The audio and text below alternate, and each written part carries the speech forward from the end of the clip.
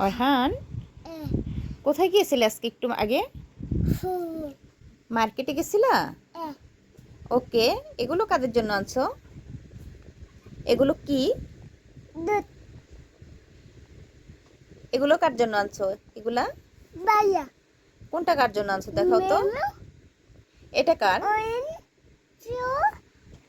3। এটা কার জন্য আনছো লেবিটা? এটা কার জন্য আনছো? আপুর জন্য কোনটা আনছো? আপুর কোনটা? আচ্ছা, এগুলো সবার জন্য নিয়ে আসছো। কোনটা কার বলো তো?